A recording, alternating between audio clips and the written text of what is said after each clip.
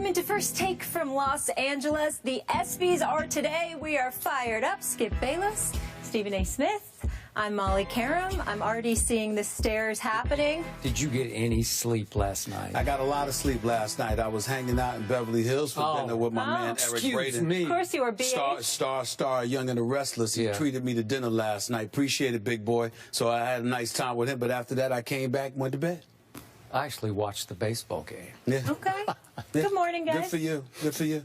We've got a busy show today, so let's get right into it. Coming up, we also have some stars, of course, ESPYs Week. Jimmy Buckets is in the house, and Big Sean, Grammy-nominated rapper. We'll talk to them in just a few. But first, some NFL news to get to right out of the gate. Today at 4 p.m. Eastern marks the deadline for franchise tag players to sign a long-term deal. Dez Bryant and Demaryius Thomas are two of those tag players whose contract status is still in question. Both wideouts are willing to hold out of regular season games if a long-term deal is not reached. So if both players decide to sit out of regular season games, which player would be a bigger loss, Stephen A.?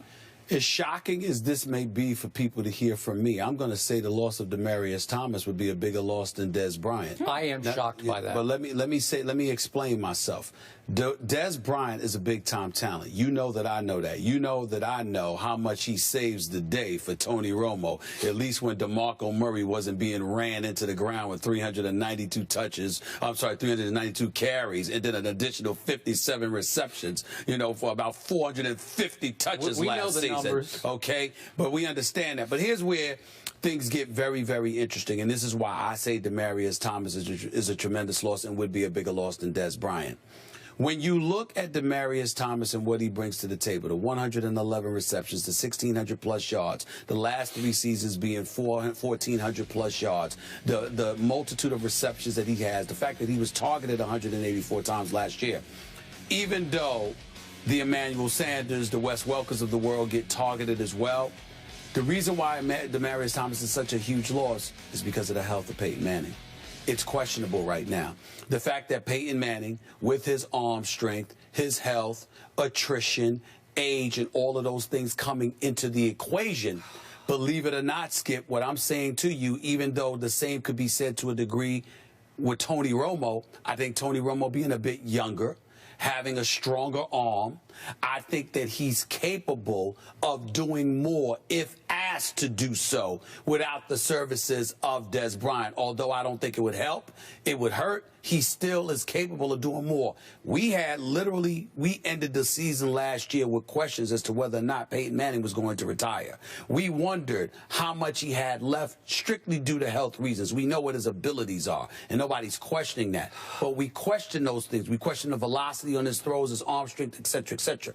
I think losing Demaryius Thomas exposes Wes Welker even more, okay? Guys like him and Emmanuel Sanders to a lesser degree. I believe in Emmanuel Sanders, but I still believe having Demaryius Thomas on the other side helps him tremendously.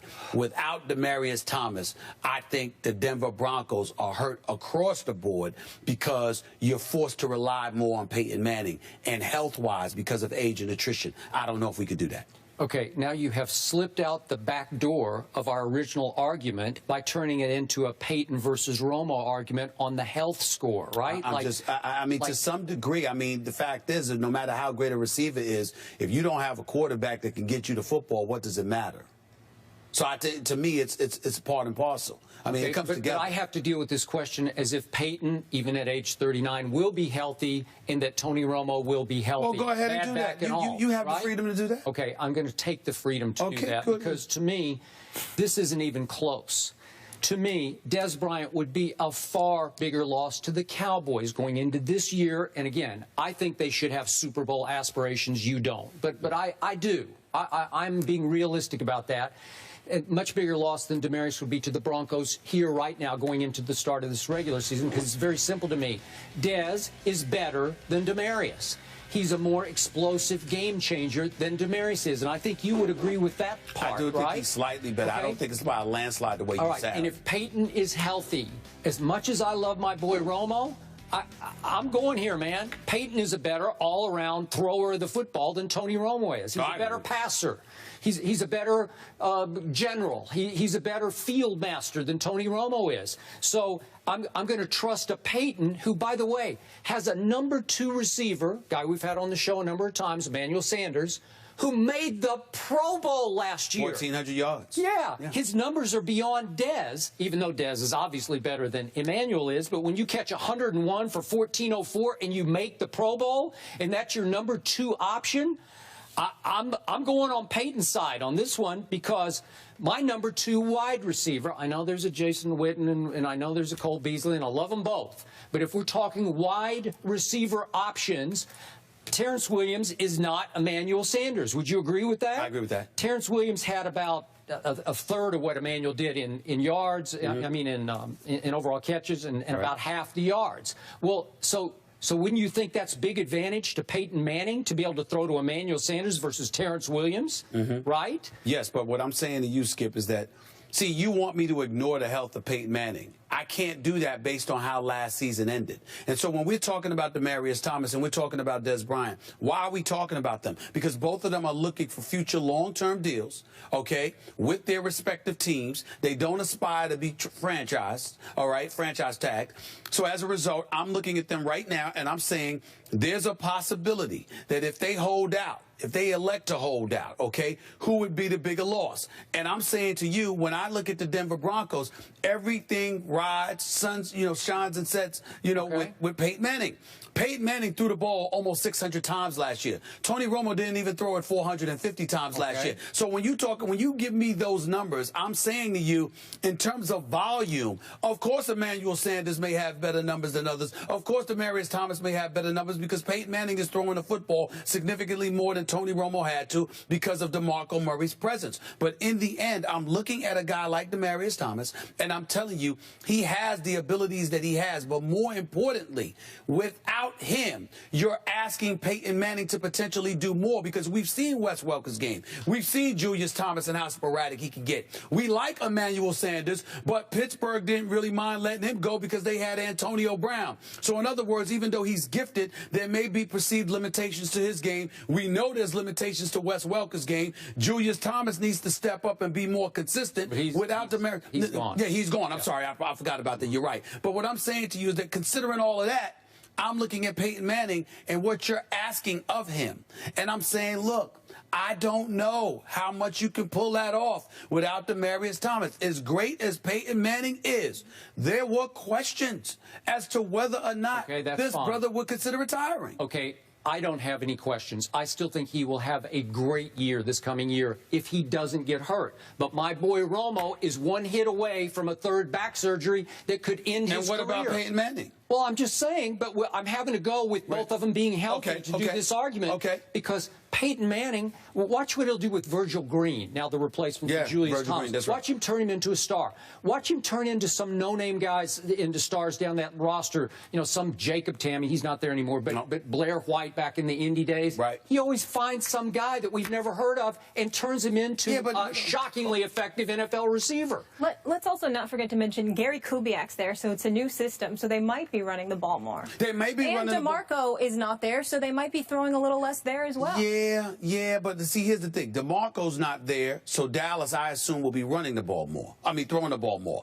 You've got a situation where Gary Kubiak's there. He's going to be running the ball more. I think the Dallas Cowboys will be throwing the football more. And I'm thinking about it. Listen, you talk about Terrence Williams, you talk about Cole Beasley, you talk about cats like this. Clearly, Dez Bryant seems to be more important to the Dallas Cowboys. But I think you're going to see Denver in a mode where they possibly are trying to protect Peyton Manning, which brings questions in my mind about Peyton Manning, which affects, to me, questions you wouldn't have as much if Demaryius Thomas is there. 2 more points.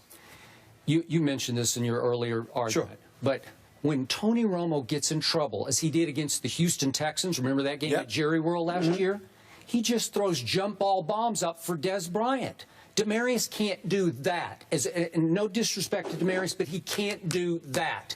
When Tony Romo has any doubt in the red zone, what does he do? He throws a fade to Dez, because Dez is so much more physical than even Demaryius is. He can shield off the defender and make it look like child's play, like candy from babies. There's no debate in our minds. I totally agree that Dez Bryant, I believe, is better than Demaryius Thomas. But you do have Jason Witten, who's been a reliable target for Tony Romo for years. But do you realize what a lightning rod leader that Dez Bryant has matured into for the Dallas Cowboys? He's become the driving force of this football team. That's fair. This is why Michael Irvin said yesterday, this is an 8-8 football team without Dez Bryant. He's talking on the field, in the locker room, in the huddle. This team has come to feed off Dez's rage to win, off his passion, his emotion for just playing the game of football that he loves so much. In fairness to you, I wasn't thinking about that at all, because you're 1,000% right on that point. I totally agree with that. But I'm thinking along the lines of what Demaryius Thomas's absence would expose about the Denver Broncos without him. And that's what I'm thinking about. When you talk about Dez Bryant and the leadership, that's a valid point. But when you talk about their play on the field, whether it's the potpourri of running backs that they have at the disposal, the guys that they rely on, a Williams, a Beasley now, a Jason Witten now, of course Dez Bryant would be a loss to some degree, but I'm just of the mindset that when I think about Demaryius Thomas, combined with Peyton Manning's limitations, combined with everything that's been in flux in Denver, I think it would be a devastating loss for them. Now back to Molly's point. Do you realize over the second half of last year, as Peyton did get beat up, that turned into a running football team and a really good running team that had a running game that I thought was equal to the Dallas Cowboys offensive line running game, with DeMarco leading the league, because they found a C.J. Anderson, thank you God, who turned into a near star for them. He can ball. And speaking of ball, Monte Ball was hurt, and it will be healthy and wants to win his job back. And there's a Juwan Thompson, and there's a Ronnie Hillman. They are loaded at the running back position, and I still like what I got left at running back for my Dallas Cowboys, but I don't have DeMarco Murray. I don't believe that the Denver Broncos will consistently go about the business of running the football. Molly, you're right. I know that that's Gary Kubiak's intent. And listen, and Gary Kubiak has something to prove to me, because quite frankly, I didn't think he did that great of a job in Houston. Let's just call it what it is. Even though he did do a good job as a coordinator in Baltimore. He did a good job in Baltimore. He deserves a lot of credit, but he's a head coach again. So he has something to prove to me, because in Houston, I mean, my Lord, he relied on Matt Schaub for years. Okay, so I just look at it from that perspective, and I say, okay, yeah, you're going to have all of these running backs, but everybody can't be on that field. You know, whether it's going to be Monty Ball, whether it's going to be C.J. Anderson, whomever. In the end, what it comes down to is you're going to have somebody behind Peyton Manning, and I'm not sure how much Peyton Manning is going to be looking to run the football. Now, he got hurt.